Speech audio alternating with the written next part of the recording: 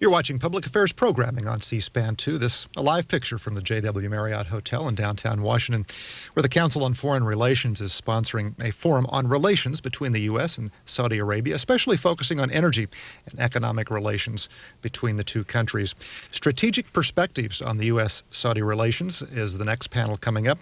Charlie Rose will be hosting this panel. David O'Reilly will be one of the participants, chairman and CEO of the Chevron Texaco Corporation, also the Secretary General of the Supreme Economic Council of Saudi Arabia, among the panelists of this forum, which will be resuming shortly. A little bit later today here on C-SPAN 2 at 1 o'clock Eastern Time, the Senate will be back in session with more debate on energy legislation scheduled to begin at 2 p.m. Eastern Time. The U.S. House of Representatives will meet in a pro forma session today, only in session for a few minutes. And the House this week is scheduled to consider a bill that would replace the Immigration and Naturalization Service with another agency. And that's the focus of our Capitol Spotlight webpage this week. By going to cspan.org and clicking on Capitol Spotlight, you can read an article by CQ reporter Betsy Palmer titled, "The House Wants to Turn the INS Inside Out." You can also see a web-exclusive interview with her. You can also join in a week-long discussion forum about the INS by going to cspan.org and clicking on Capitol Spotlight. But resuming shortly, a forum on U.S. Saudi relations, energy and economic relations in particular, and a panel on strategic perspectives on the U.S. Saudi relationship.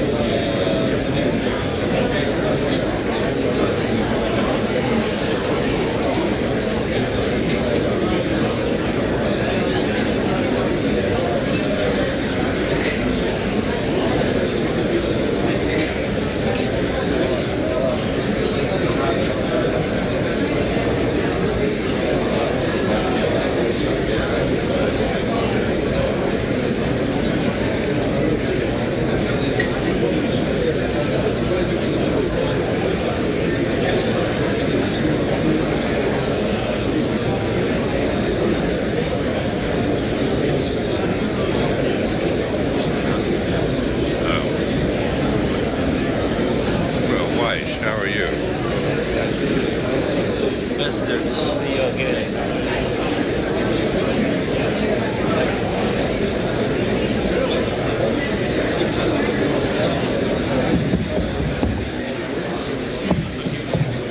Could you all please take your seats, please. Thank you very much. Yes.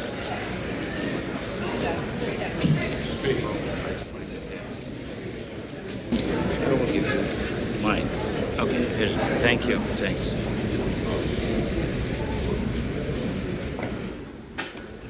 Good morning. My name is Richard Murphy. I'm moderating this panel on U.S. Saudi energy and economic relations in a global perspective. You've already had a good reminder of the history, some of the highlights of the history of Saudi-American relationships. You've had a passing reference to the current turmoil of the past 7 months, leading to challenges to that relationship on many of our television and radio programs about, is Saudi Arabia a friend or an enemy of the United States? Questions about their readiness to work with us in military cooperation on the money trail ever since September 11. To question today, what did Prince Saud mean by referring to Saudi assistance to the region? What did he mean? Well, I remember a few years ago, Prince Saud was visiting Texas, and he said at that point that he was happy to be in Houston because there was so much shared in common: deserts, oil production, and difficulty in talking to Washington. Well, the Crown Prince will be in Texas much of this week, and I think that any difficulty in talking to Washington will be overcome between him and President Bush at Crawford. I've had several references during the earlier panel to the reliability of Saudi Arabia as a supplier, and the very meaningful statement that Minister Naimi made last September about Saudi Arabia's intent on supply. I have had personal pledges of brevity from all of our speakers so we can get to your questions. So without further ado, I'd like to call on David O'Reilly to address us as our first speaker.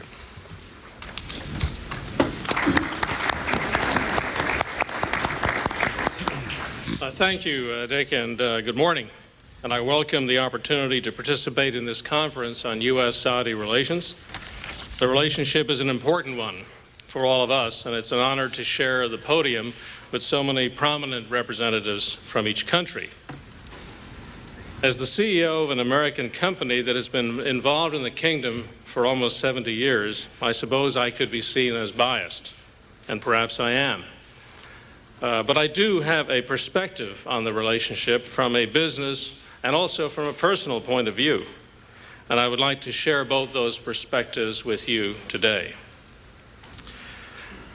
You heard something about the history of the oil industry from Minister Al-Naimi earlier this morning, but I'd like to reiterate a couple of points. Chevron Texaco's involvement in Saudi Arabia goes back to the very beginning of the Saudi oil industry. In February 1993, Lloyd Hamilton of our predecessor company, Standard Oil of California, arrived in Jeddah to negotiate a concession with the kingdom. It took about 4 months, and an agreement was finally signed, and shortly thereafter, exploration began in the eastern province. Now, it's hard to believe it now, but during the next 4 years, 6 wells were drilled in the eastern province, and all of them were dry. Can you imagine 6 wells and not finding oil in Saudi Arabia? Finally, in 1938, history was made with the 7th well, Dammam number 7, marking the birth of the greatest oil province ever found anywhere in the world. In those early days, Texaco joined Standard of California in a partnership that was to become Aramco. And as we now know, and as mentioned by the minister this morning, Saudi Aramco has become by far the largest and most successful oil company in the world. Our roots in Saudi Arabia extend beyond Aramco, however. In 1949, Pacific Western Oil, another predecessor company, acquired a concession onshore in the partition neutral zone between Saudi Arabia and Kuwait. Pacific Western became Getty Oil, which subsequently was acquired by Texaco, and of course Chevron and Texaco completed a merger last October. I recite this history as a lead-in to make some points about doing business in Saudi Arabia. That concession in the neutral zone is operating very successfully today. We now produce over 150,000 barrels a day of crude oil through a subsidiary called Saudi Arabian Texaco. Sure. The complete rebuilding of the infrastructure following the Gulf War and the steady improvement in production is testament to the quality of the organization we have built there, over 90% of whom are Saudi citizens, including almost all of the senior management. And our involvement goes beyond the neutral zone. In a partnership with Saudi investors a few years ago, we started up the first completely privately financed petrochemical plant in the kingdom. Today, that plant is providing important products to the Saudi and export markets. Together with our Saudi partners, we've recently announced a $1 billion expansion plan. The singular focus on performance and excellence that our Saudi colleagues bring to these endeavors is a dramatic illustration of the new Saudi Arabia that Crown Prince Abdullah is building. And it stands in sharp contrast to criticism that the kingdom does not have the depth of technical and managerial talent to successfully boost economic growth. These projects and businesses provide high-level employment opportunities, technology transfer, and professional training, particularly for the new generations of engineers and scientists that the kingdom is producing. Our long relationship in Saudi Arabia has been a successful one, and I'd like to think it is a relationship that has been equally rewarding for our Saudi partners and for all the other stakeholders involved. Moving now to the role of the kingdom in the world energy market. You heard a lot about this in the other panel this morning, but I'd like to add a few thoughts. Worldwide crude oil demand today is a little over 77 million barrels a day, and this demand is expected to reach 90 million barrels a day by 2010, and maybe substantially higher in the decade following. Some believe it could even be more than 90 million barrels a day by 2010. On the supply side, global production capacity is currently 81 million barrels a day. OPEC accounts for almost all of the surplus capacity, with Gulf producers contributing 90% of that surplus capacity. Recently, there has been much debate about the impact of increased production from non-OPEC sources such as Russia, the Caspian, and Africa. Some commentators suggest that these sources will lessen U.S. dependency on OPEC oil. Some claim that the Middle East will decline in importance as a result. This is flawed thinking and taking a short-sighted view of the world's oil supply and demand balance.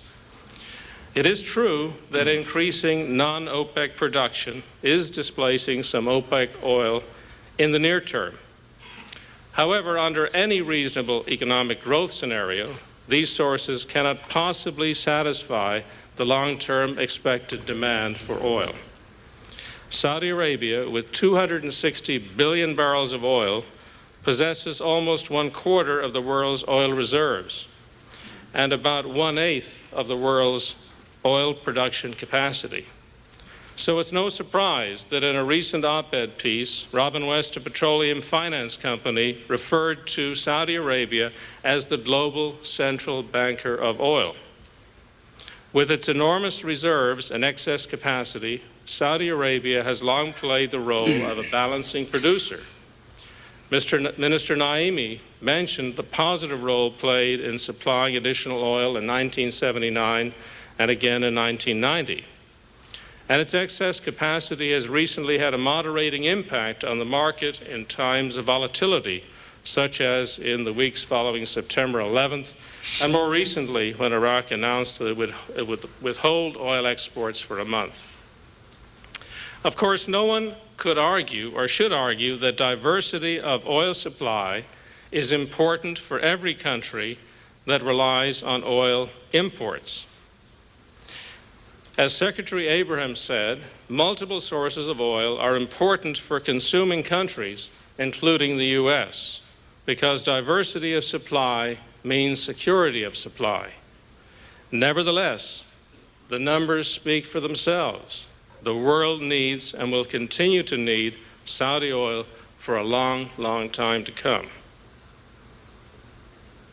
Because of its oil reserves, much of the discussion on economic development in the kingdom centers on energy and energy-related businesses. I think it's important to discuss the need for diversifying the economy and attracting investments in other industries and businesses from both Saudi and non-Saudi investors. Saudi Arabia has a well-documented high birth rate and rapidly growing young population entering the workforce. Economic diversification is and will be critical for the long-term growth of the economy. Saudi Arabia will need more labor-intensive, knowledge-intensive, and service business growth. In recent years, the kingdom has taken some very positive steps to improve the business climate. Continuing these reforms is an essential dimension to the economic health of the kingdom, and they should provide U.S. companies outside the energy sector with new investment opportunities not available in the past. On the subject of investment, we should not forget that 3 years ago, Crown Prince Abdullah launched an energy initiative for the kingdom. He invited foreign oil companies to submit proposals for upstream gas projects associated with downstream investments. Negotiations and opportunities of this size and scope are by their very nature complicated and time-consuming. Not only must the terms make sense for Saudi Arabia, they must make good business sense for the companies involved. And although Chevron Texaco is not participating in these particular investment opportunities, the Crown Prince's vision for major foreign investment in the kingdom in the hydrocarbon and industrial sectors sends a very strong signal about the direction of Saudi Arabia's economic policy, to open its economy more and more to outside investment and to serve as a full-fledged player in the global economy. Having spent my time so far from a business perspective, I would like to close by sharing some personal thoughts about the situation in the Middle East, because it has the potential to be very destabilizing and has already introduced volatility in the oil markets. I applaud the action taken by Crown Prince Abdullah when he introduced his vision for peace and the vigor with which he has pursued gaining support for it from the rest of the Arab world. Thinking about this, I reflect for a moment on the vigor with which King Abdulaziz ibn Saud completed his conquest of the Saudi Arabian Peninsula in 1925. He spent the next decade building the early foundation of the modern Saudi Arabia. One small step was that oil concession with Standard Oil Company of California. It is easy to look backwards and to conclude that the personalities involved at the time could see clearly what they were creating. But as Joseph P. Ellis said in his recent book about the founding fathers of the United States, no one present at the start knew how it would turn out in the end. Saudi Arabia is where it is today because of the vision of its first modern-day leader, and I hope that Crown Prince Abdullah's vision for peace will have an equally successful outcome. To conclude, Saudi Arabia and the U.S. have had a long history of successful relationship based on commerce and a healthy bilateral political relationship. I know that many of us here today look forward to strengthening the economic, commercial, cultural, and political bonds that are of mutual benefit to the United States and Saudi Arabia. And I am personally hopeful for a continued strong and lasting friendship with our Saudi partners. Thank you.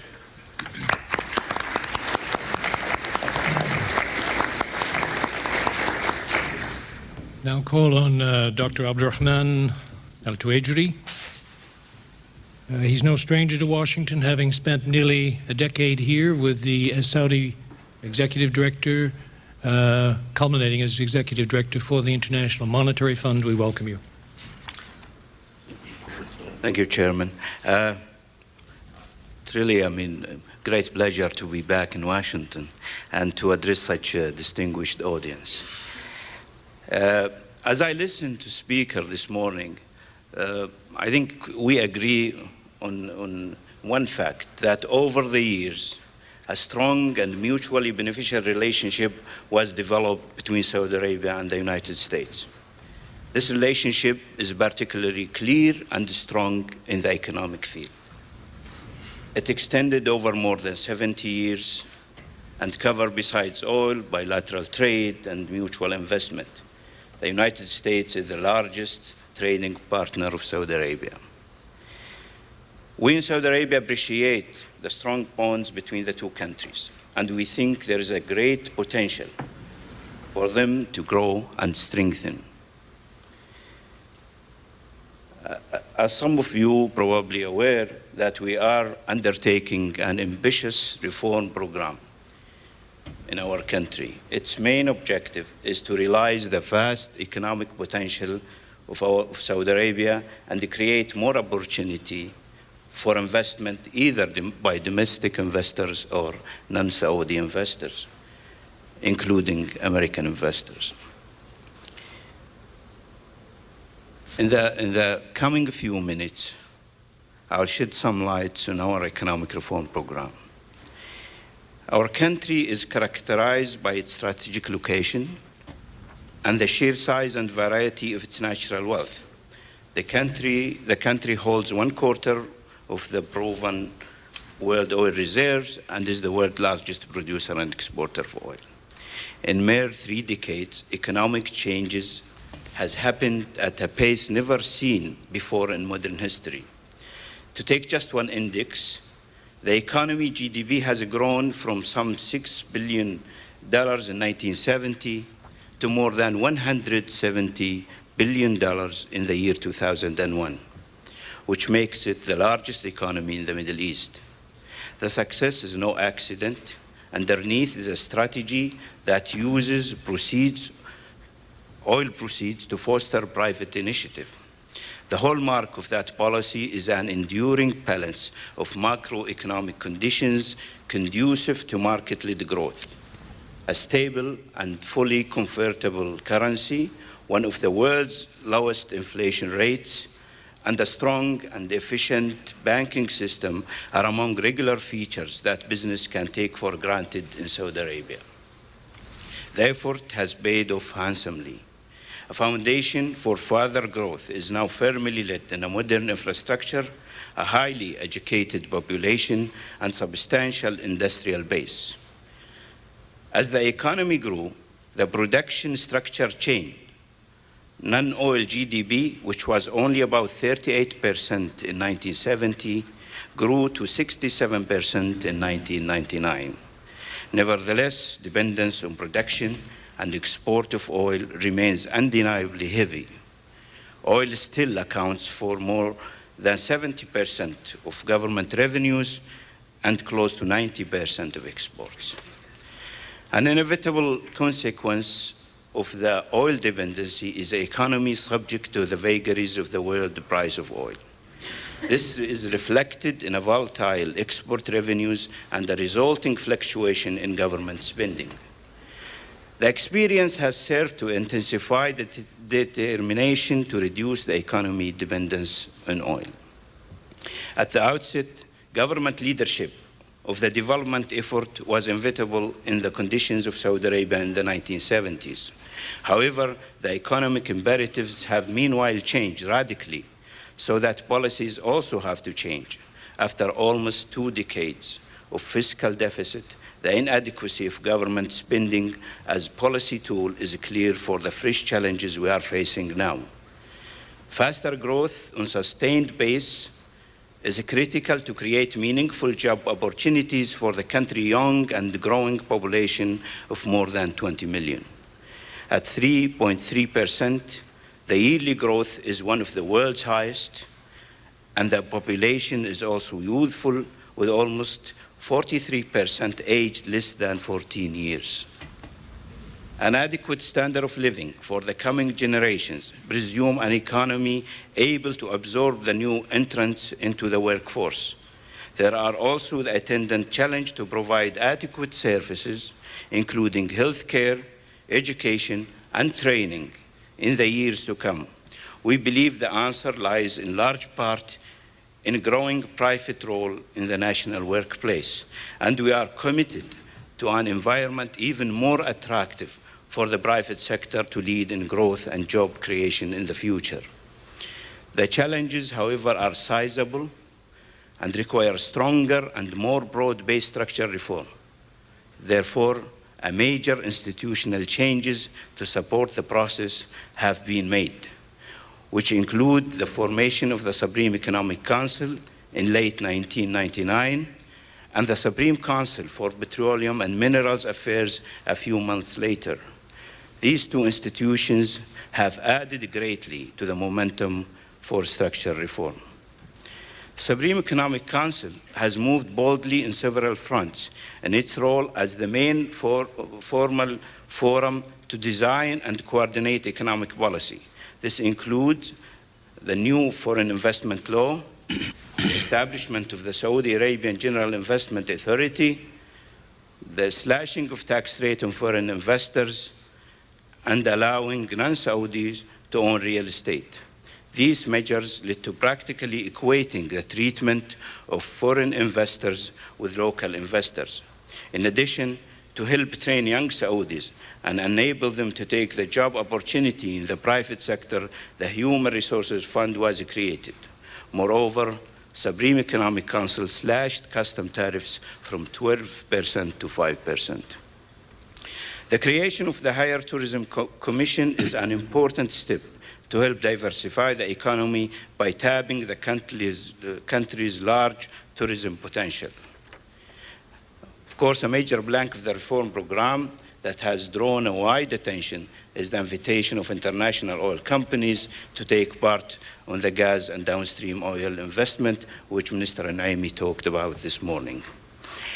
Privatization is an important element of our reform program. It is a strategic choice, and the momentum now is building to identify economic activities and government services to be privatized and to put in place a well-designed strategy for privatization. The nature of privatization is slightly different in Saudi Arabia than some other countries.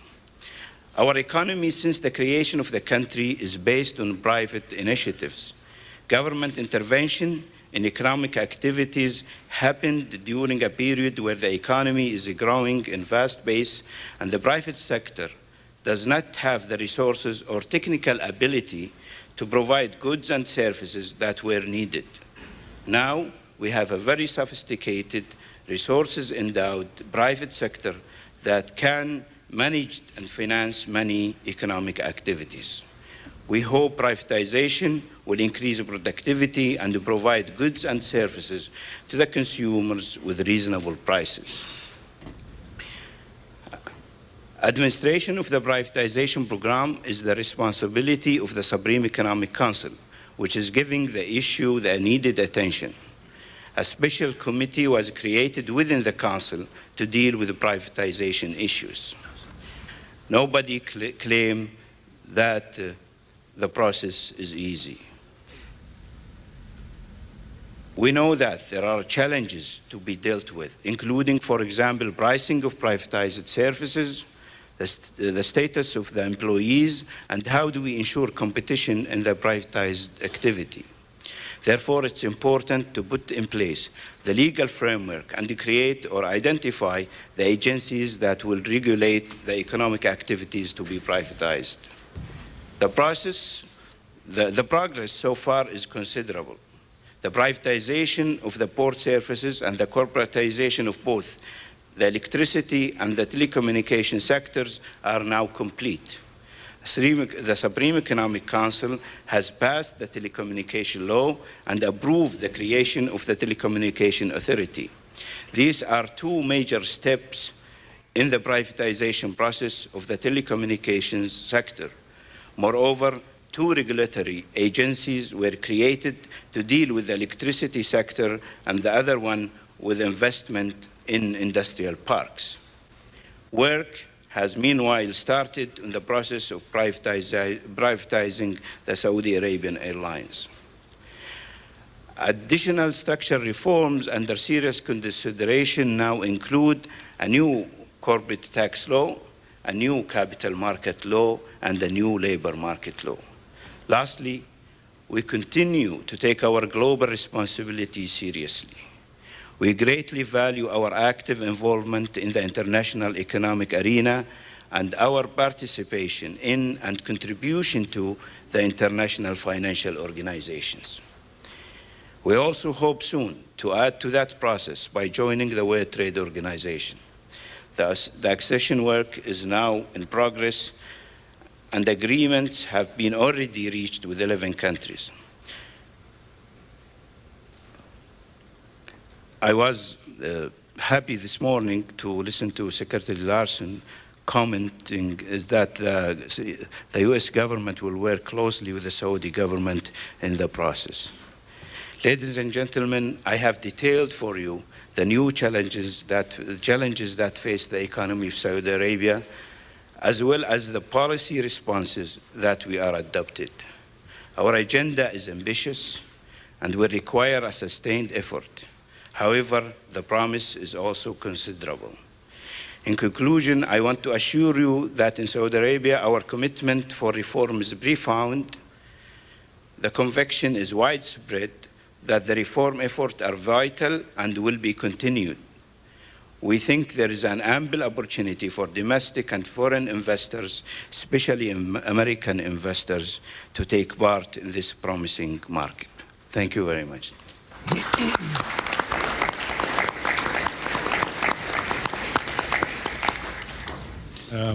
Our next speaker will have a change in the order of speakers. Ambassador Chaz Freeman will speak now.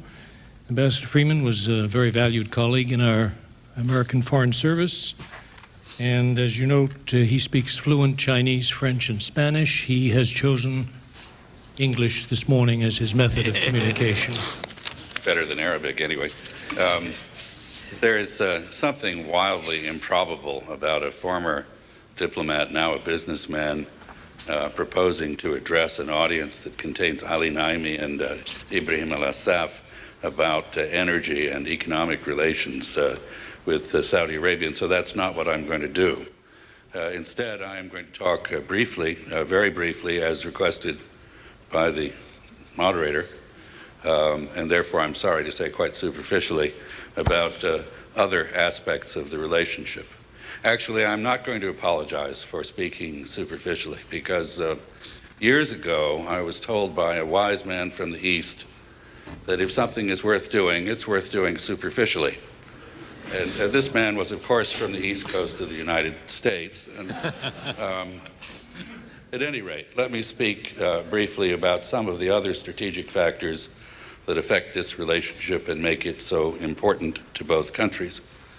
I think it's fair to say that 57 years ago, when Franklin Delano Roosevelt and King Abdulaziz met in the Great Bitter Lake to work out the basic bargain of U.S. Saudi relations, an exchange of energy for security, that few people had thought much about Saudi Arabia. It was, at the time, a country the size of Western Europe, with a population the size of a medium-sized American city, let's say Providence, Rhode Island, and a GDP probably less than that of Fauquier County in Virginia.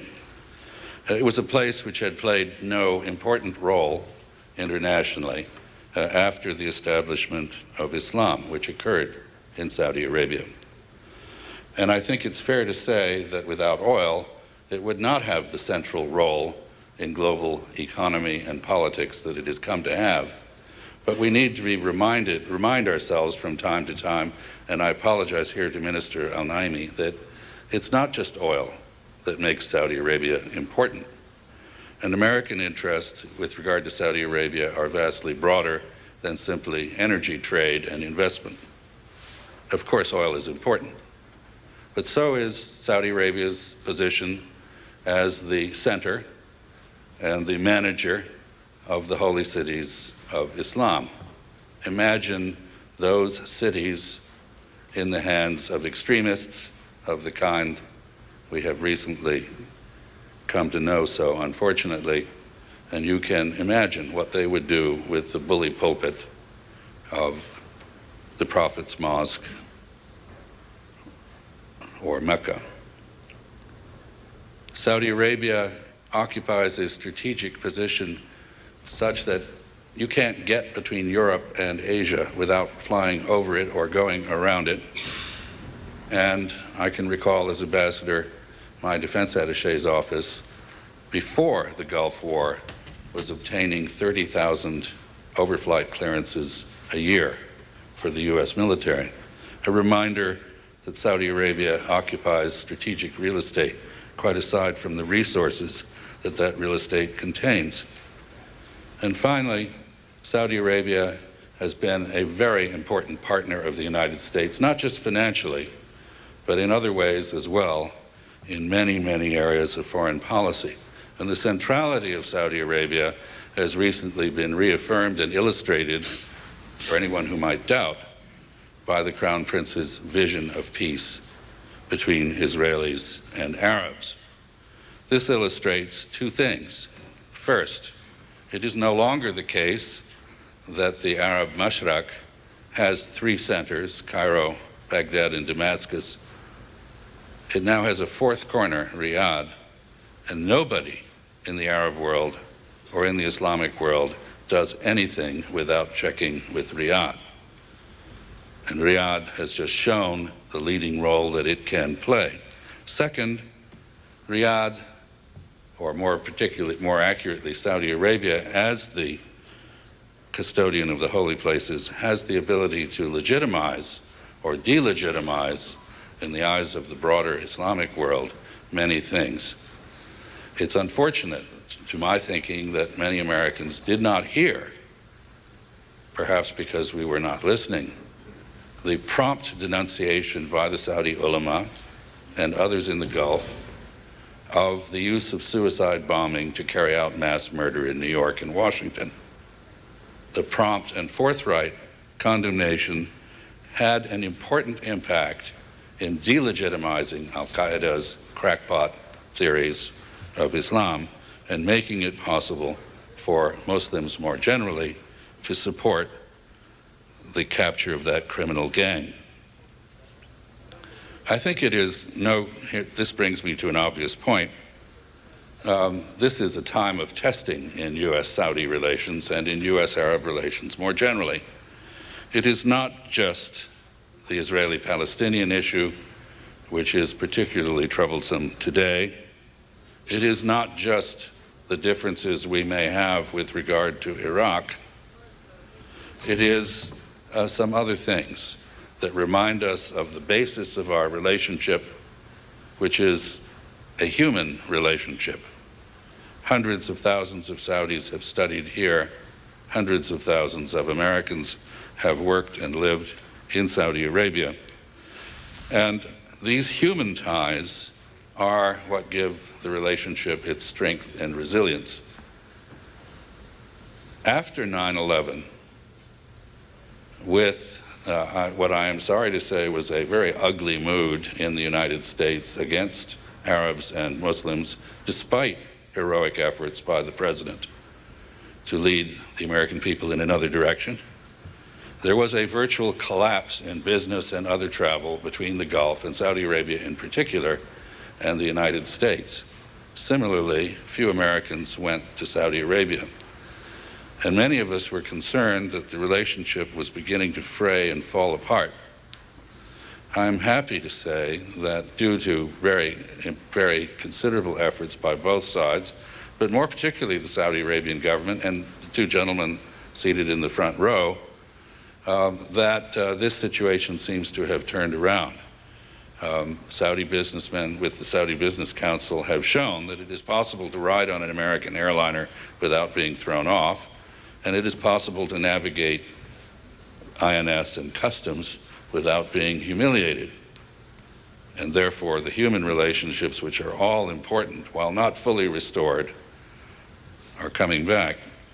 Similarly, after 9/11, the early confusion of financial controls seemed to many in the region to constitute the creation for the first time of significant political risk in investment in the United States.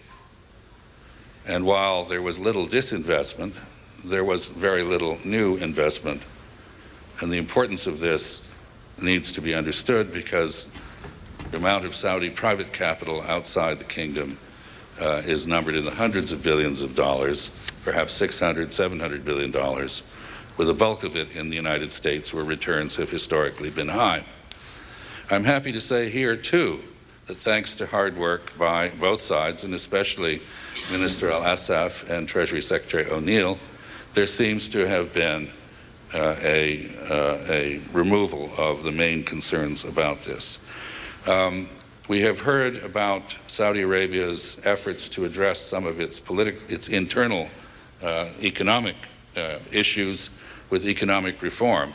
For anyone in the room who has not read it, I urge you, please, to read Crown Prince Abdullah's speech to the GCC at Muscat in December, which is one of the most honest and self-reflective, self-critical statements that I have ever seen a world leader deliver. And it illustrates the extent to which Saudi Arabia is, in fact, committed to moving ahead, not just economically, but in other ways.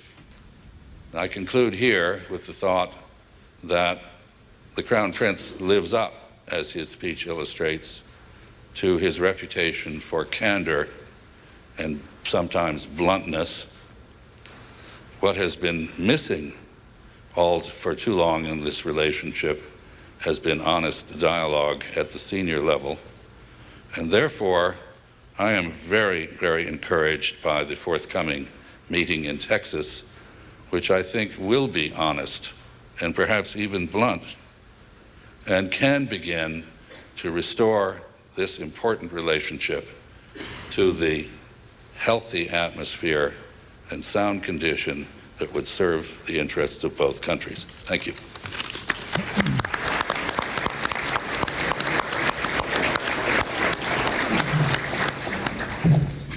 And now it's my great pleasure to ask Charlie Rose to take the podium. Charlie has done a really wonderful public service over the last months, opening his program to discussion of U.S. Middle East policy, Saudi Arabian-American relations, and I think we'll be most interested in any comments he may have about the media foreign policy analysis. Charlie, to you.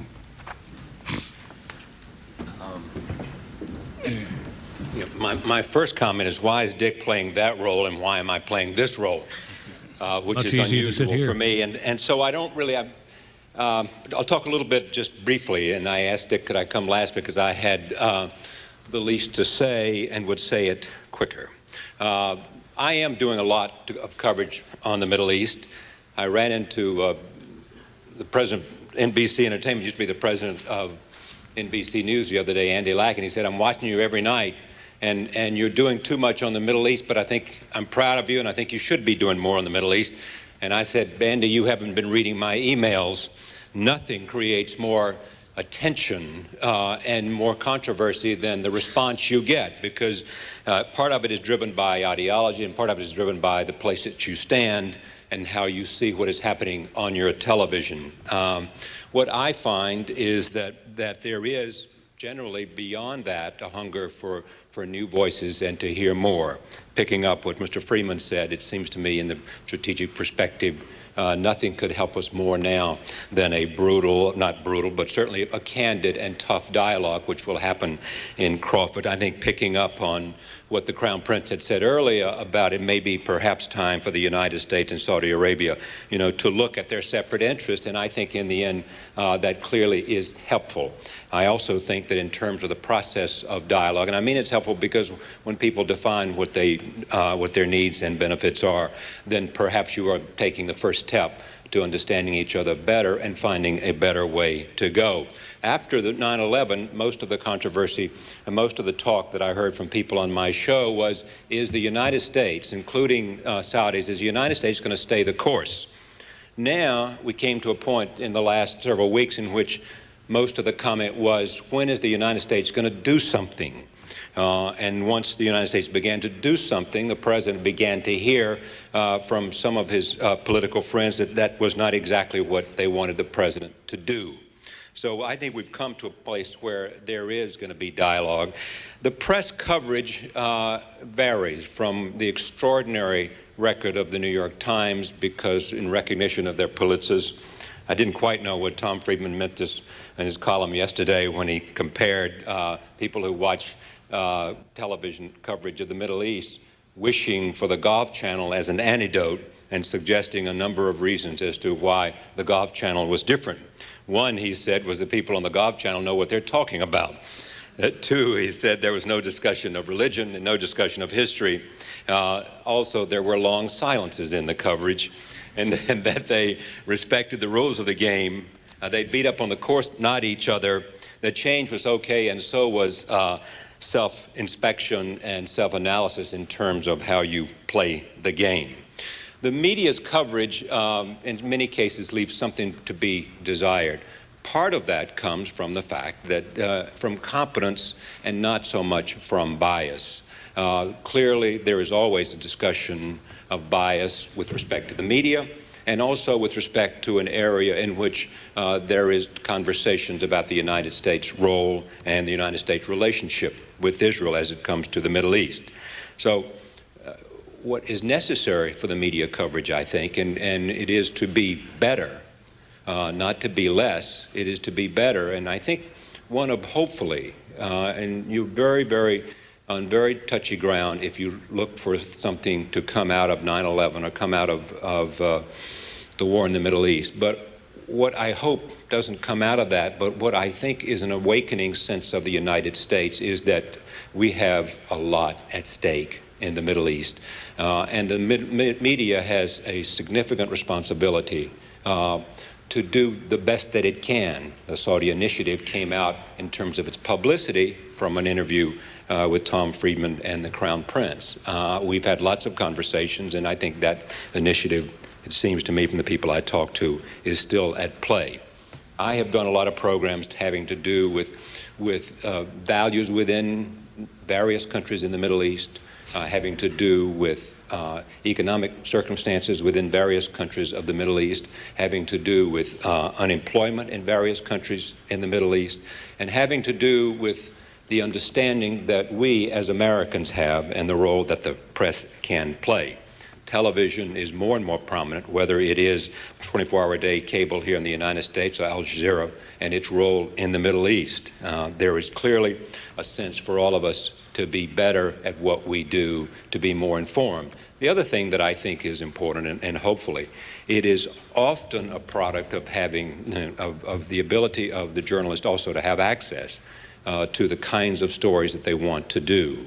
And we have been, in some cases, high in will and low in our ability to get that access to talk to people. That's why the conversation with the Crown Prince attracted so much attention, and it came after the New York Times and Elaine Sciolino had been there and had begun to talk to some members of the Crown Prince and some other members from the intelligence service about attitudes in Saudi Arabia at the time, and she did an amazingly good job, and that began to make us think. And then I all of a sudden found that there were people I could get to come to my program, because there was a sense, not just out of public relations, I think, but a sense that there were perceptions and questions being asked that we needed to hear from, and so more and more people were available to talk about that. It should never be said that a reporter should have an excuse because of the absence of access. It is up to us to find people and to find the story.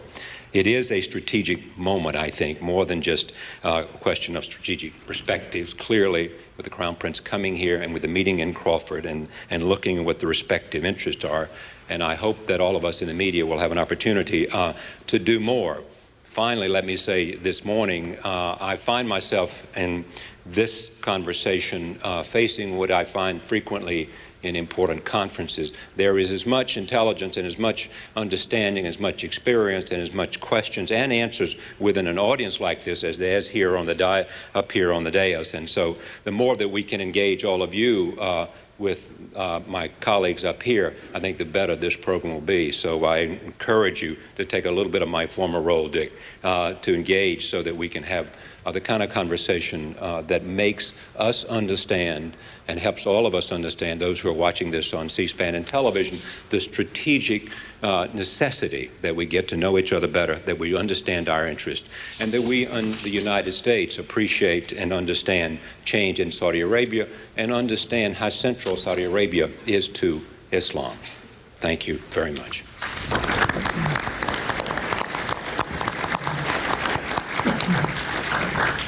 Thank you, Charlie. Well, time has come to do just what Charlie suggested. I'd like to reimpose some council rules. In terms of asking a question, would you please stand? Do wait for the microphone, despite the loudness of your personal voices, and state your name and affiliation. That's very helpful in our panelists responding. Please keep the questions concise. Show of hands. Right, sir. My name is Brian Ogu, Middle Eastern Department of the International Monetary Fund. My question is to Mr. O'Reilly. Perhaps you might want to comment on the role of alternative energy in all of these discussions, especially in the transportation sector. Thank you.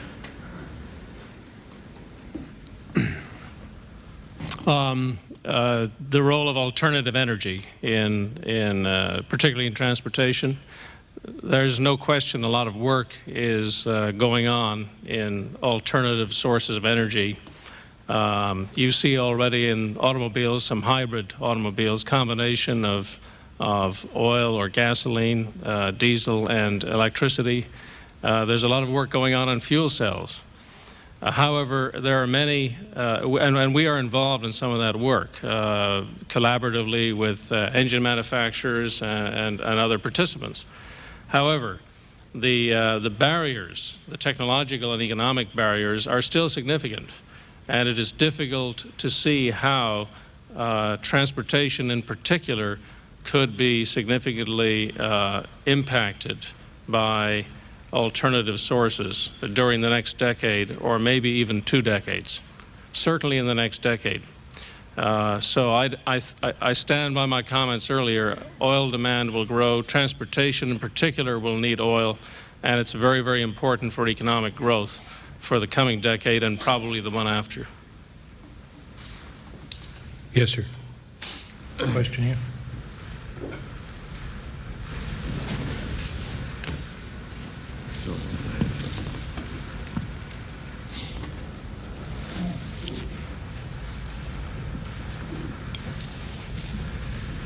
James Akins. Every morning I read the press from Europe about the extraordinary developments in the Arab world, and I have 10 or 12 emails from friends of mine in Saudi Arabia and elsewhere telling me about the unprecedented growth of anti-American feeling in the kingdom and elsewhere. This has been barely referred to. Chas Freeman mentioned it in passing. Do you really think that this is to be dismissed? Is this going to have any effect on this wonderful, burgeoning relationship that all of you have talked about in the future? Let me just say that my assumption is that will be one of the subjects of attention when the Crown Prince meets with the President in Crawford. Clearly, there will be a reflection of that, and I've heard lots of expressions about it and think it's an important issue. in terms of what the media has written and said about it, and in Europe as well as in the Middle East. Would you have any I think, Jim, that you're right to raise this as an important issue. If it is not addressed, and I say it, when I say it, I mean not only anti-Americanism, but the mirror image anti-Arab sentiment in the United States. If these things are not addressed over time, as I indicated, I think they will have a major impact on our ability to cooperate, regardless of what rational analysis of our interests would suggest. I think in this regard, and I don't want to repeat what I said earlier, but I would say with regard to the media in particular, that the Saudi government, which historically it's been much harder for the press to get to Saudi Arabia than to get to Tibet, for example, even though Saudi Arabia is a full participant in the global economy and Tibet is rather isolated. Recently, the Saudi government, as Charlie Rose mentioned, has made a real effort to open up, and I don't think Saudi Arabia has anything to hide. So I think the important thing is that this continue, that our press make us more aware of feelings there, and that both sides reflect a little bit. I've indicated I think the Saudis are doing some reflection. I'd like to see us do a bit of reflection on our policies as well. The final point here is I think it's far too easy for Americans to say the reason they don't like us is because of who we are and what we believe. I don't believe that for a minute. The polls don't show that. Anecdotal experience doesn't show that. 100,000 Saudi-owned houses in the United States don't show that.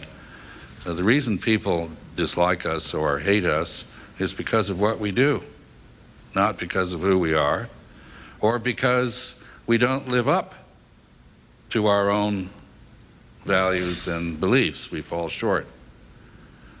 And if the problem is behavior, if it's policy, then that's the kind of thing that can get discussed at Crawford, and maybe we can begin to find a way toward a restoration of understanding and common purposes. I guess what I'm saying is this isn't a failure of communications as much as it is as a genuine difference of viewpoint on some fairly critical issues, whether they are in the Holy Land or in the broader region, is a detail. But there is a serious political problem, and we can't address it if we ignore it. I think the fact this conference is taking place suggests that, at least on the Saudi Business Council's part, there's no interest in ignoring it. Rather, the Saudis are making an effort to try to be more transparent, and I think we ought to welcome that. I'd like to put a question to Dr. Al-Tuwajri. The statistics record a very dramatic drop in per capita income over the last 15 years in Saudi Arabia. Now, there may be some question about the accuracy of the earlier statistics on population, but putting that aside, how does an organization like the Supreme Economic Council come to terms with the problem? You mentioned the labor supply, problem of privatization, but the basic question of education for the new Saudi Arabia. Does the Supreme Council concern itself with the issue of education in the kingdom, or is that something apart? Thank you. Of course, this is one of the main concerns of the government and the Supreme Economic Council. But let me go back to your comments regarding the per capita income, the drop in per capita income. Yes, it's unfortunate. Most of the people, when they compare per capita income in Saudi Arabia, they look at 2 years. 2 years, which is basically at those 2 years, there is an increase, I mean, a vast increase of the oil income of Saudi Arabia, which is about 79 and 80, basically. And then they said, well, this is the standard of living of the Saudi during that time, and it's dropped substantially. As a matter of fact, those years, we cannot compare all years to those years. Those are just not normal years.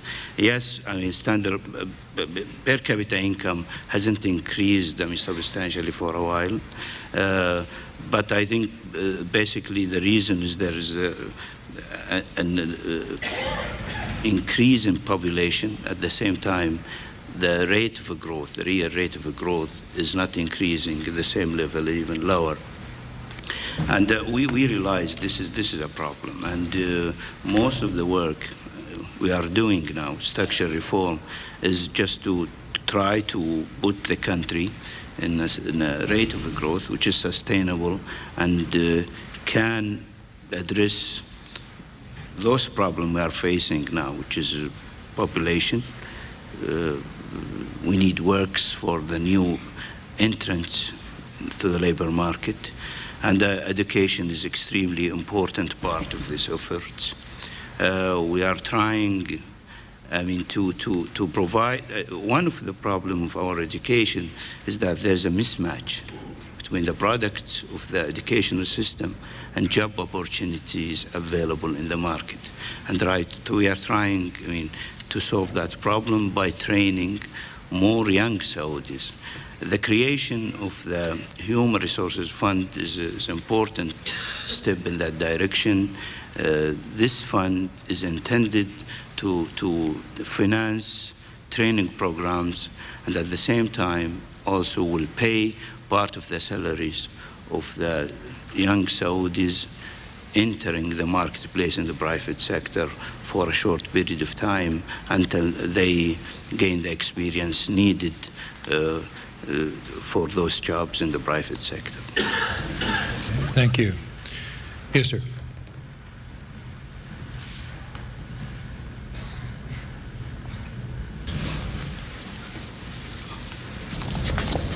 Well, this question would be to anyone on the panel who wants to answer it. How important, in the short run, are the technological advances in natural gas technology, gas to liquids, LNG, either in terms of the new projects that you've discussed that are going to take place in Saudi Arabia, or in terms of the outlook of major oil companies? In the short or medium run, how important are these technological advances in what we're discussing today? In Saudi Arabia, Saudi Arabia has possessed abundance of liquids and actually a shortage of gas relative to the total potential of the Saudi Arabian economy. And I think that's the motivating force behind the National Gas Initiative. So gas to liquids in Saudi Arabia doesn't make good strategic or probably economic sense. Gas to liquids would make more sense where there's plentiful gas at very low prices, maybe Iran and Qatar in the Middle East, Northwest Australia, or Nigeria. So in that respect, LNG is similarly. I think clearly Saudi Arabia needs gas for its internal economic growth so that it can focus on its oil industry as one of its primary sources of foreign exchange and export revenue. Yes, please.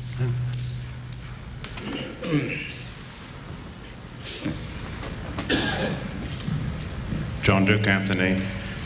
A year and a half ago, Crown Prince Abdullah proposed that we established a permanent secretariat in Riyadh that would address the ongoing needs, concerns, and interests of producers and consumers alike. Mr. O'Reilly, what are the reasons why the U.S. energy industry and the U.S. government even more so have been less than enthusiastic in promoting this particular proposal? And Dr. El-Tawadri, if you would, given the centrality of the kingdom's energy industry in the global energy industry, what in your view are the consequences of the fact that the kingdom is not yet a member of the World Trade Organization? Well, on the first question, certainly my company doesn't have any opposition to this proposal, and I wasn't aware that this was a big issue for the industry. As to the U.S. government, I think you should put that question to one of the U.S. government people here. I can't speak for them. Do you have anything on that, Chess? I'm not in the U.S. government. Thank God. You really cleared the podium on that one. Well, with regard to our membership in the World Trade Organization, we are eager to be member in the World Trade Organization. It is the consensus in Saudi Arabia is that it's important for us to be a member, and as soon as we can. We found out the process is difficult. It's not easy, and I think discussion is going on now, and hopefully that the sooner that we'll be a member, the better. This will open for our country's economy. I think will benefit substantially from being a member in the World Trade Organization, and hopefully, I mean, our friend will help us in that process. I think I was so encouraged by the comment this morning of Secretary Larson when he said that the United States government will work closely to the Saudi government in the process.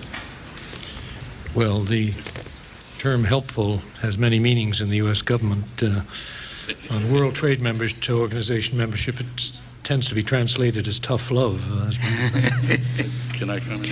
It will be always optimistic. I think the issue of World Trade Organization membership for Saudi Arabia is in fact a central issue of the relationship, and it's one that the U.S. government should stress more than it has. And I think Al Larson's remarks in that regard were very timely and appropriate.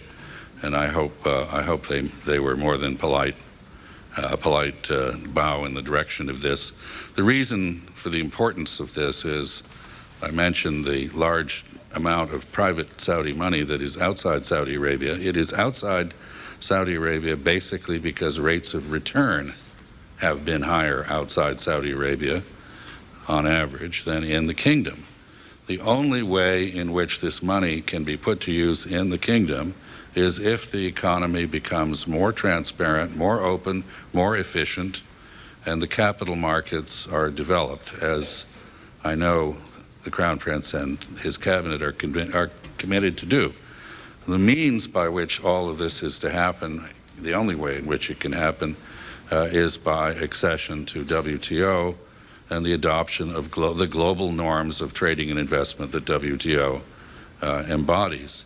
So those who wish Saudi Arabia to escape the fiscal crunch that it has been in, to prosper, to be more a part of the world rather than less, have a big stake in the success of the Saudi effort to exceed the WTO, and should try to be helpful. And I think that ought to include the U.S. government, which I'm not part of. Yusuf? DeCrane was the Council of Foreign Relations. Question to both Dr. Tuwajiri and Chas.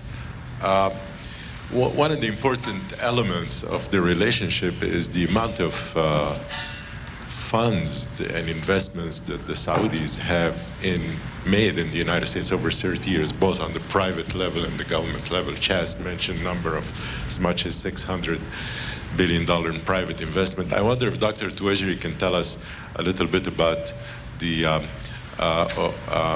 investment by the Saudi government in official instruments of the United States. And I also wonder, I just came back from a visit to Saudi Arabia in 10 years, and I must say, in 20 years of visiting the kingdom, I've never seen that much anger with the United States policy. I think it is due to the savage attack on Saudi Arabia in the media, but it's also going to get worse, and it has gotten worse because of the situation in the Middle East, and I suspect that part is going to get worse. So my question to you is, first, people in Saudi Arabia are talking about boycotting American goods. There are a lot of people in the business community who are truly furious and beginning to think of moving their funds. Are any of these alternatives possible? Is the European Union and the euro a vehicle? I would not underestimate the amount of fury that one has picked up in Saudi Arabia this time.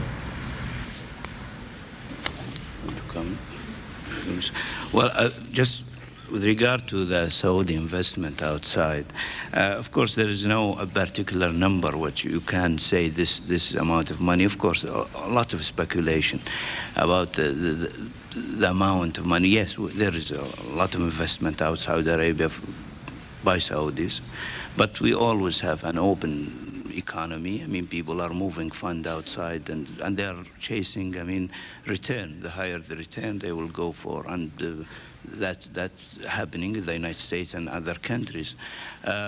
We are encouraging Saudis, I mean, to come to invest in Saudi Arabia, bring their money, invest in Saudi Arabia.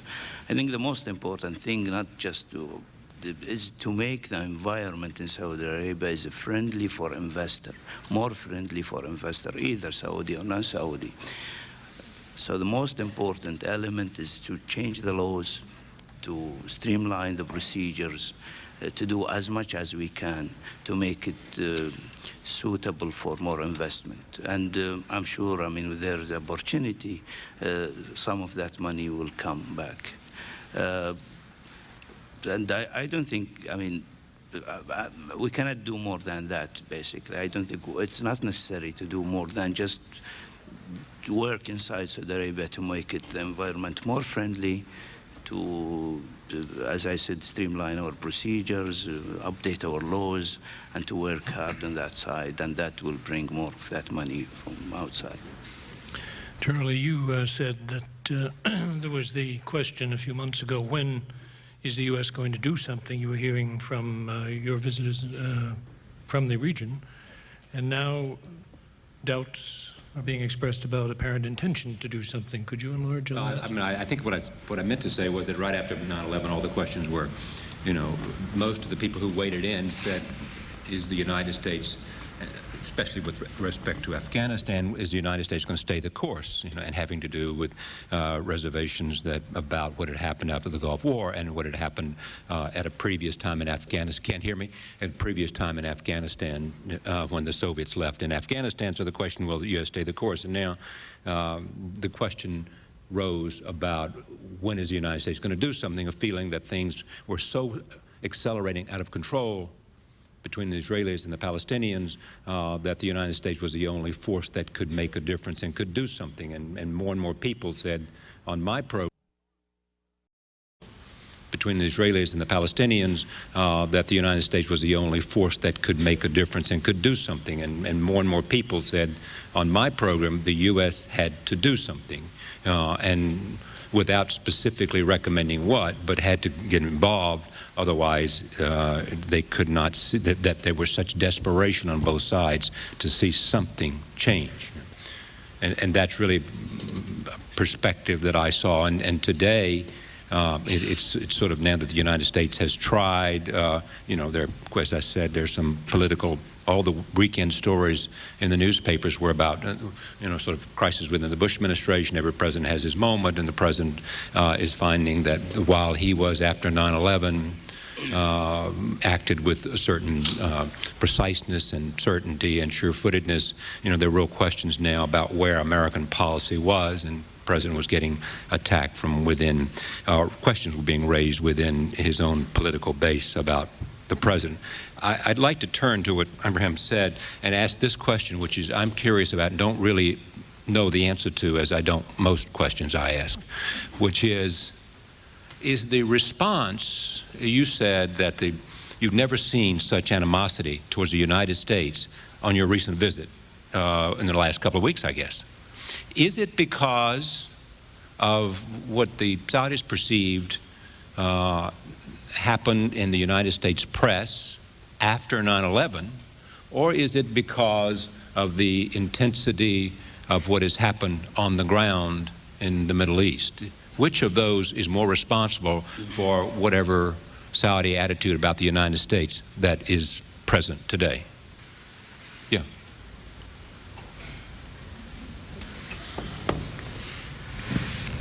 Well, I think it's for two reasons. I covered for the Times and the Journal, as you know, the 1990 war, and at that time CNN held the whole Arab world in its palm. There's been a satellite revolution. Sometimes you get the things you wish for. We've been wishing for democracy, and we got a satellite revolution in the Arab world that started with the very controversial Al Jazeera, which has now been imitated by all the Arab satellites. I have not entered a house or an office in Qatar or in Saudi Arabia where people were not watching 24 hours coverage with Palestinian journalists in every Palestinian town showing something that could only be described as infuriating, the way the Palestinians were treated by the Israelis.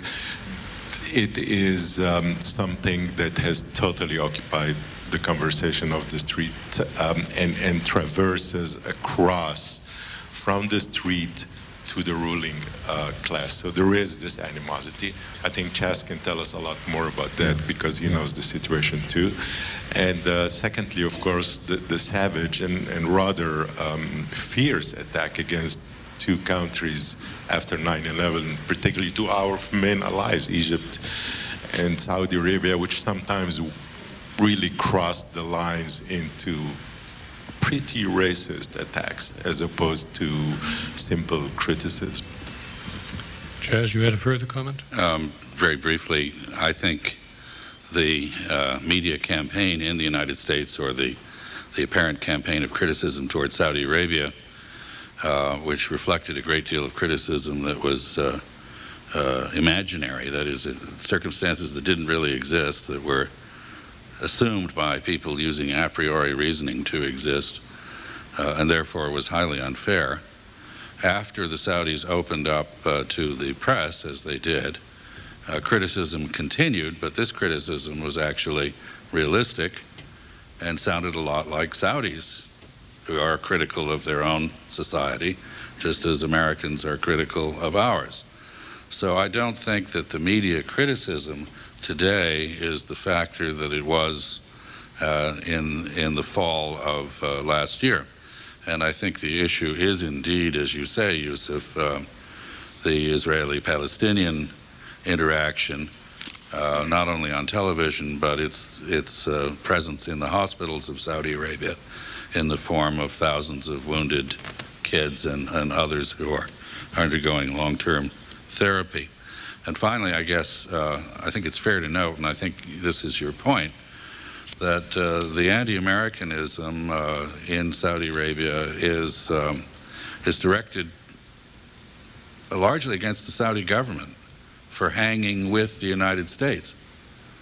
So the Saudi government is getting it from two directions. They're getting criticized here for distancing themselves from the United States. They're getting criticized at home for being too close to the United States.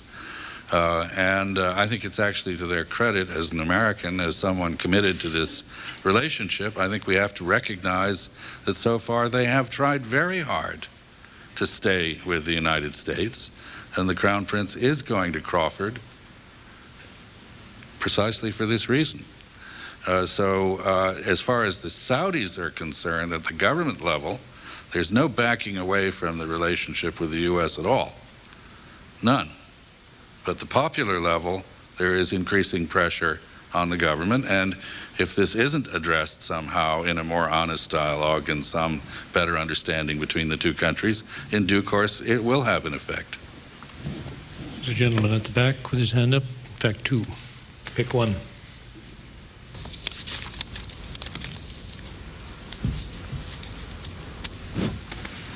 Vahid Fatuhi, Johns Hopkins SAIS. As probably one of the more junior members in this room, this might sound like a silly question, but I'll go ahead and ask it anyways. The panel has spoken very vividly about the opportunities and the domestic challenges faced by Saudi Arabia and particularly the Saudi Arabia oil industry. But what about the external challenges faced by Saudi Arabia's oil industry, namely Russia and the fact that it has been increasing production by nearly 500,000 barrels a day, the North Sea, North Africa, and countries like Equatorial Guinea, where it seems there's a lot of unproven reserves. How do you face these foreign challenges? I thought David had addressed it, but go ahead and address it again. I think it's a good thing for the long term that there is diversity of supply from the places that you have described. Russia, we talked earlier in the earlier session about the Caspian, West Africa. These are all good things for the consuming nation to have diversity of supply because it does help with security of supply. However, Saudi Arabia has 1/4 of the world's proven oil reserves and about 1/8 of oil production capacity. Under any reasonable growth scenario, a global growth scenario, we're going to need oil from all of the places you've talked about, as well as continued growth in oil supplies from the Middle East and in particular Saudi Arabia. The numbers just speak for themselves. They're incredibly strong. So I see a need for all of these. I think it's a good thing for the world that we have supplies from all these places, including Saudi Arabia. It's also, Dick, if I could add, it is also the case that none of those other suppliers is in a position to meet emergency demand if there were a crisis. The only supplier who maintains significant excess capacity to be brought online to respond to a crisis is Saudi Arabia and Saudi Aramco. It's extremely unlikely that the fractured and predatory Russian oil industry is going to spend any money at all to develop excess capacity for the purpose of stabilizing global oil prices. I wouldn't bet on it. So the significance of Saudi Arabia as a central factor in the global energy market is very unlikely to disappear. Yes, sir.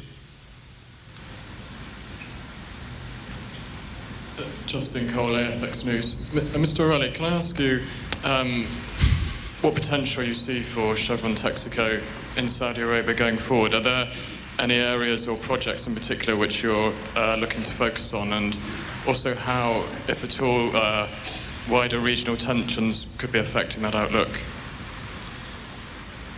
During my remarks, I mentioned our long-standing operations in the neutral zone, which I think are very successful, and also our partnership, Chevron Phillips Chemical Company, with the private Saudi investors, which has already proven to be a success, and we're planning to expand further. I think from the long term and the concern about tensions, if you take the long-term view, many parts of the world go through times of tension and concern. But in our business, we're looking at investments that have lives that last 20 or 30 years, and one can't be deterred by short-term tensions. And I see this concern as being a significant one, but one that's, I hope, short term when you take the 20 or 30 or 40-year view. We have been in the kingdom since 1933, and I hope I can be able to sit here in the year 2073 and say we've been in the kingdom another 70 years to add to the 70 we've been there. Well, we will all welcome you on this same podium. Probably be somebody else. Speak for yourself. Yes. Yes.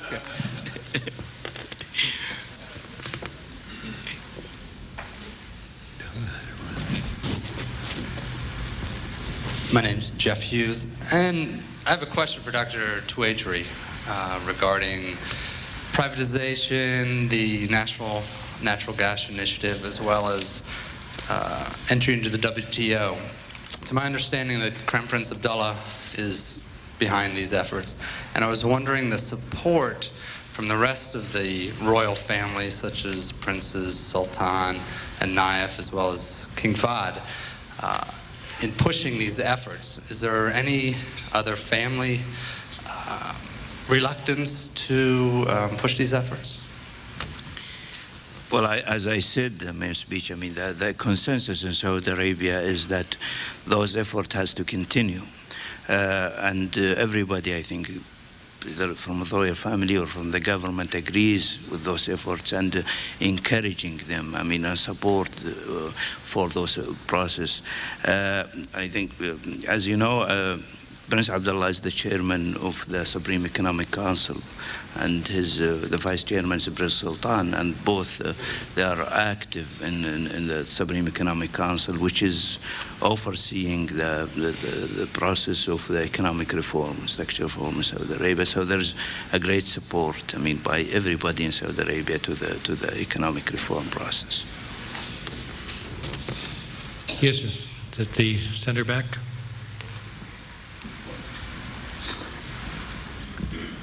Yes, I'm Scott Thompson with Executive Intelligence Review. You mentioned that there should be some blunt talk at Crawford. How about some blunt talk here?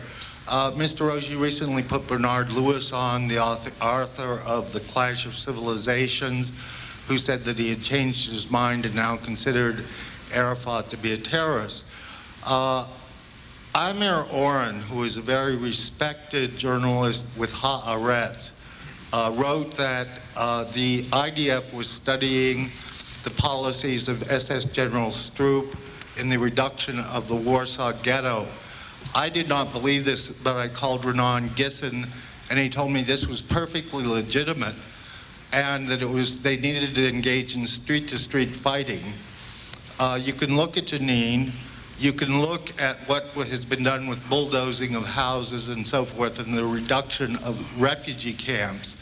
I was wondering, it's quite striking to me that on the day that Crown Prince Abdullah's plan was adopted at the Arab League meeting, that the Israeli offensive began. Does anyone care to address that? I think you're getting well beyond the scope of our conference. Let me just address it, since I was in the area and in Beirut the day after the summit ended, that it was said that the Israeli movement into Ramallah and the other cities was, this was by some Arab friends talking, was the Israeli rejection of Crown Prince Abdullah's plan. I said at that time, and I still believe, it was not their rejection of the plan. They were not as quick to pick up on it as I think they should have been, as a very promising initiative. But it was Prime Minister Sharon's answer to the Passover bombing in Netanya. And he moved the troops because of that, not because of the initiative. However, we had another question at the rear. My question to Mr. Charlie Rees. My name is Ahmed Al-Kawsi. I'm from Raya Navigation Shipping Company. I just like to tell you that I've been in and out of the U.S. for the last 25 years. I have two other brothers who are graduates from the U.S. and at least 50 cousins, you know. So as Mr. Freeman and Mr. O'Reilly said, the relationship between the U.S. and Saudi Arabia goes back as far as 70 years. However, we have seen recently, because of the media, our relation with the U.S. has been distorted somehow with the images provided and the misleading information, I must say. Mr. Charlie, whether we want to admit it or not, you know, this unfortunate events that are taking place is truly affecting the business relationship between Saudi Arabia and the USA. And from the shipping perspective, we're seeing a decline in the amount of import of the Saudi market here. I'd like to ask you, how can we offset this imbalance reporting, and how can we restore these images that are provided currently by the media from your experience as a host in your Charlie Rose show? Sorry, how can we restore? Hello? Yes. How can we improve this kind of reporting and improve the imbalance reporting of what's going on and on the negative reporting of the images of the Saudi Arabia in general?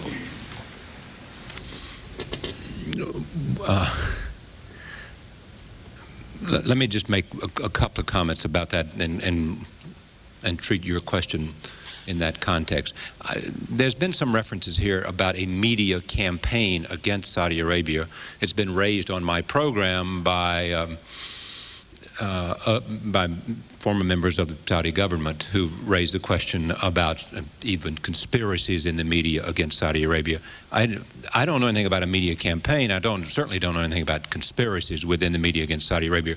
Questions were raised, as they might very well be, after 9/11, having, for obvious reasons, where bin Laden, and reporting later began to bring out more facts about the relationship between bin Laden and his family that remained in Saudi Arabia, but questions were raised. Questions were raised about the number of Saudis that were part of that, what happened on September 11th. And those, I think, are legitimate questions to ask by reporters and to get more information. I don't know anything about a media campaign. I do know and believe, because of what was said to me, that there was a perception, and clearly a perception, that there was a lot of reporting that hadn't taken place before, and that the Saudis were concerned about it, and that they launched a kind of public relations effort, in part to answer the questions and to make sure that they were engaged by the debate. Your question finally was about how it can be better. It can be better in a sense by more access, going more places, and trying to explore what the stakes are and the consequences are, and the nature of the relationships and questions having to do with that have been discussed much in the media that might be accepted at first glance as a negative, but exploring what happened with respect to schools and funding and foundations and all those things that have been raised were not raised as part of a campaign, but I think were raised as legitimate media inquiries by reporters wanting to do their job. I don't find this sort of conspiracy and campaign. I think it also, we ought to see more and continued reporting. I think, as I said earlier, the New York Times obviously got a lot of Pulitzers for what they have been doing since September 11th, and I think there's been a lot of splendid reporting, and we've had a lot of people who I think have enhanced an understanding. Could we do more? Yes. Could we find more people that can speak? I fought myself for this issue, making sure that there are a lot of people that have something to say, that we give them an opportunity to say it, and not just simply go to all the obvious sources, so that there is a full reflection on it. And I'm more than prepared to do that. I get people. I mean, I'm lucky that I have people like Dick Murphy in New York and others, who are there prepared to do the show. We've talked about energy with the president of British Petroleum and with the CEO of British Petroleum and energy circumstances, and I think we can all just do a better job. But I'm trying to emphasize that that's more crucial than any notion of some campaign to do something. Well, ladies and gentlemen, I think we've heard quite a spread of questions and replies about the kingdom, its centrality as a supplier of oil, its excess capacity, the fact that the walls are down today between Saudi Arabia, such as might have existed, and the Arab-Israeli issues. 20 years ago, I couldn't have said that. It was possible to talk about a Gulf viewpoint as totally distinct from a viewpoint of countries in the Levant. So it is a smaller world out there, and one that our president is going to be very much engaged in discussing with the Crown Prince in the next few days. Please join me in thanking our panelists, and we thank you for your participation.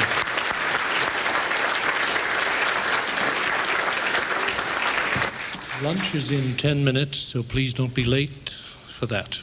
Oops. Thank you. Let's see. Yeah.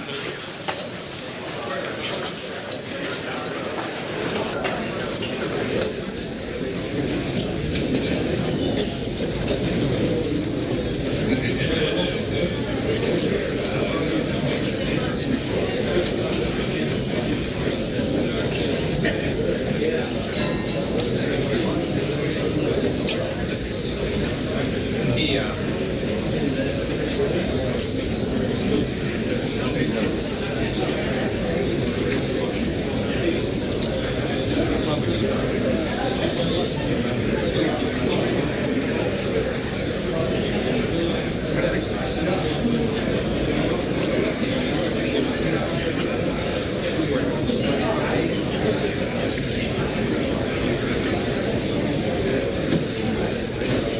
Phil did a great job.